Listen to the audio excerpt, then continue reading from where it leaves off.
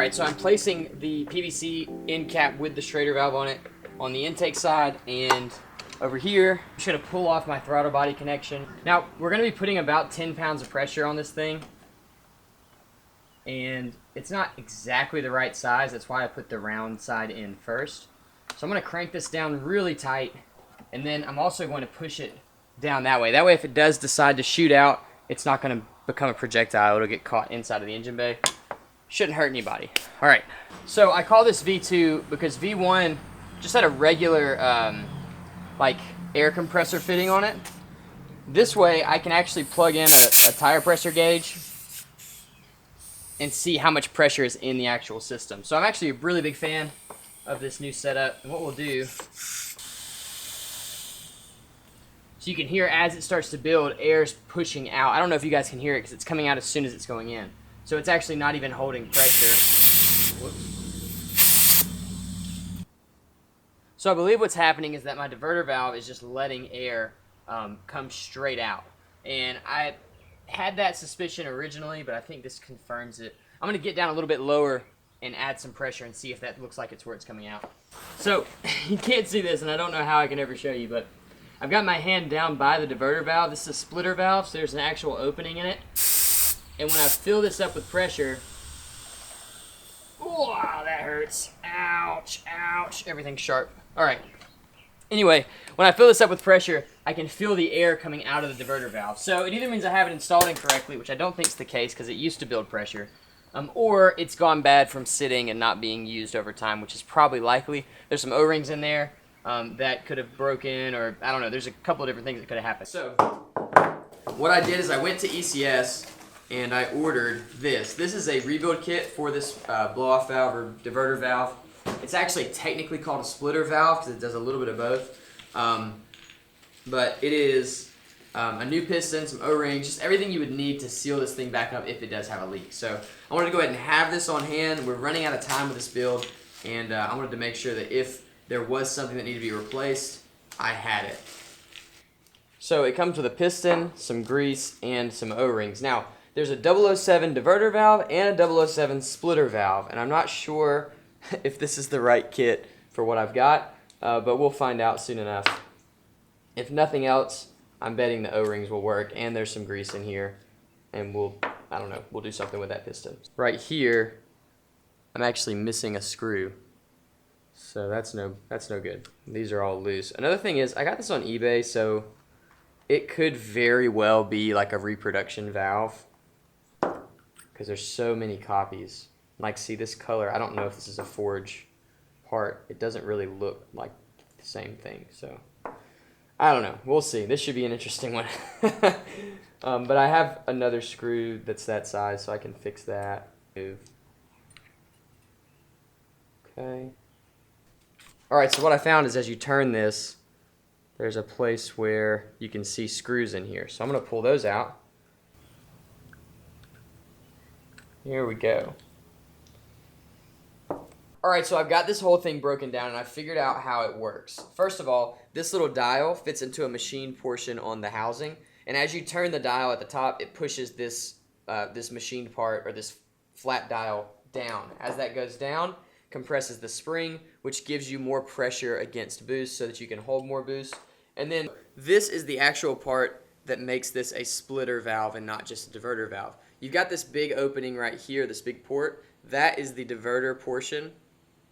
That's the diverter portion of this valve. So that's what's sending air back up to the turbo. This small port is the blow-off portion. So the way they've kind of tricked the car into having a blow-off valve is by just letting a little bit of air out of the blow-off area and diverting most of the air backwards. So the thing about it is with these cars, if you blow off all the air, then it causes them to run really weird unless you're running like a big turbo or standalone or something like that. So this kind of tricks the car into being able to have sort of a blow-off sound and still work as a recirculation valve. The problem is this housing is threaded on both sides exactly the same. So I could have threaded this incorrectly, so I had those backwards. I don't know, there's a lot of things that could have gone wrong here when I installed it. I didn't really understand what I was doing when I installed this 2 years ago. So what I'm going to do now is reassemble this whole thing and really make sure that everything is laid out as it's supposed to, and make sure that it goes back in the car the way that it's supposed to go back in the car. I think that I actually had it installed backwards where the hose that should have been going to here was going to here, and the one that should have gone here went here. Just know that it won't work that way. So I'm going to put it back together, replace my missing screws, get it in the car, and hopefully it'll hold boost. If it'll hold boost, then we can get the car tuned. That's what's been holding me back on getting the car tuned, is I haven't been able to hold boost, and so you can't put more boost in it if it won't hold 5 pounds. So hopefully this will fix that problem. We can get the car tuned and get it back on the road because we are running out of time. Let's do it.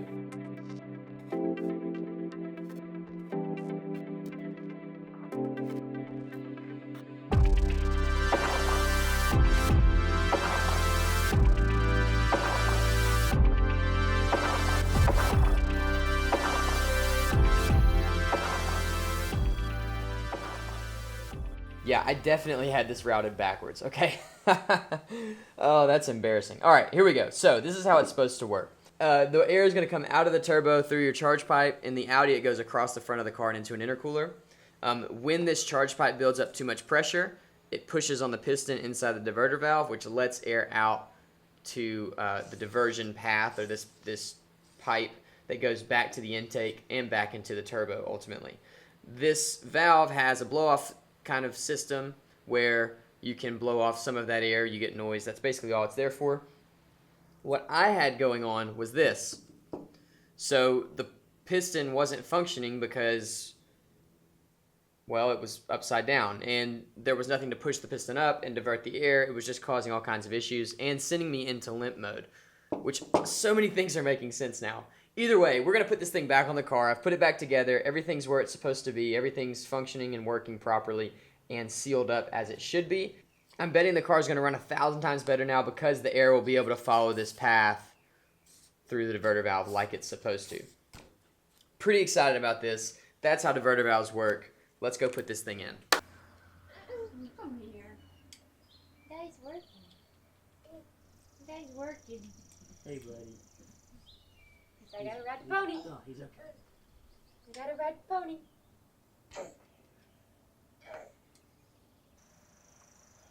Squeeze it. Squeeze it. Good job.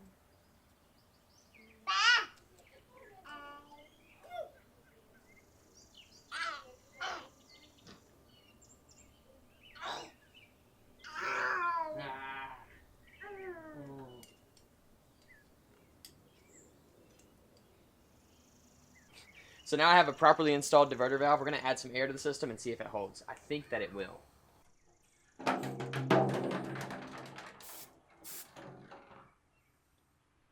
Alright, so it seems like the diverter valve is installed properly. The only problem with this right now is that half of my interior is out, so I can't drive the car.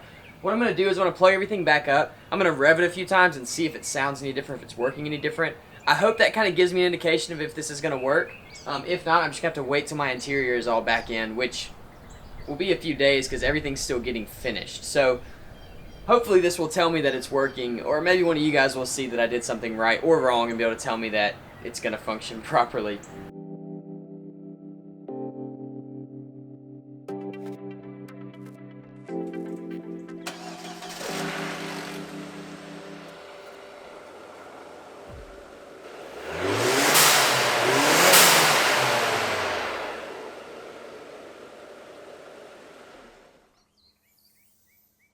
Okay, so that actually tells me a lot. I'm really excited about this. First of all, drop the keys. I know you're not supposed to run an engine when it's cold or rev an engine when it's cold. I'm sorry. I only did it a couple times because I needed to test this out. And I also need the engine to not get hot because I've got a lot more work to do today. Secondly, you guys heard it, right?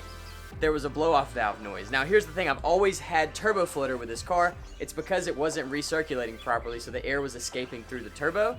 Now it's recirculating properly, and it sounds like it's supposed to, which is awesome. Also, when I cut the car off, I heard the valve open and dump out all the excess air from the turbo system. That means that this worked. I'm very excited. It also means I probably just installed this valve upside down, but whatever. Now you guys know how diverter valves work, and so do I. The sad part is we can't drive the car today because I don't have a seat or a gauge cluster, or I guess that's really the only reasons. Either way, that video is coming soon, but this worked. Alright, I hope you guys enjoyed this video. The giveaway is really close to coming to an end. We're choosing the finalists this Sunday. If you still want to enter, there is some time left, so record a 1-minute video of why you want to win the car. put it on Instagram, tag Built on YouTube, hashtag Built Giveaway, or you can email it to me at built.caleb@gmail.com, and you can still be entered to win. I'm going to choose the winners on Sunday, so get your video in before then so that your video has time to be seen by me, so I can choose the winners and put them up on the channel. We'll do a live video Sunday where I draw the winners out of a hat to decide what order you guys are going to go in on a video on my channel. Then the voting will start. Once the voting's done, we're giving the car away. All right, so this is great. I have more videos coming this week. Like I said, I'm doing a lot of work on this thing, kind of buttoning up the last few things. I've got interior, speakers, and finishing up some of the mechanical stuff. So make sure you check back the channel every single day to see more videos on this car. I'll see you soon.